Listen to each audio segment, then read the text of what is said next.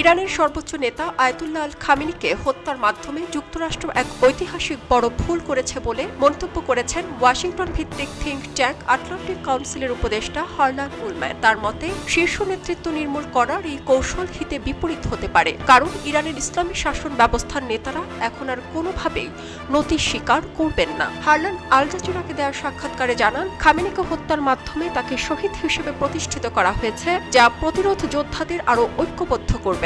তিনি সতর্ক করে বলেন, সুপ্রিম ন্যাশনাল সিকিউরিটি কাউন্সিলের চেয়ারম্যান আলী লারিজানি অত্যন্ত দক্ষ একজন ব্যক্তি এবং তার হাতে নেতৃত্ব চলে যাওয়া মানে ইরানের অবস্থান আরও কঠোর হওয়া।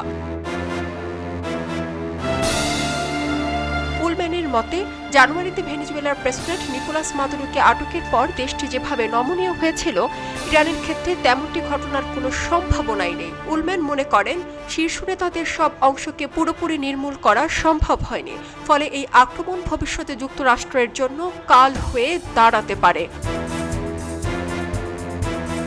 এদিকে খামেনির মৃত্যু নিশ্চিত হওয়ার পর ইরানের বিপ্লবী গার্ড বাহিনী এক শোকবার্তায় ঘোষণা দিয়েছে যে তারা দখলদার ইসরায়েল ও মধ্যপ্রাচ্যে মার্কিন ঘাঁটিগুলোতে ইরানের ইতিহাসে সবচেয়ে বিধ্বংসী আক্রমণাত্মক অভিযান শুরু করতে যাচ্ছে।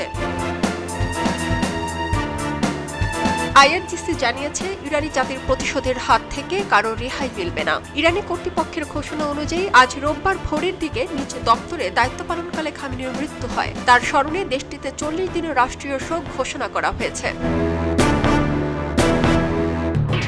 এলো খবরের কাগজ, নিখাত, নির্ভীক, নিরপেক্ষ।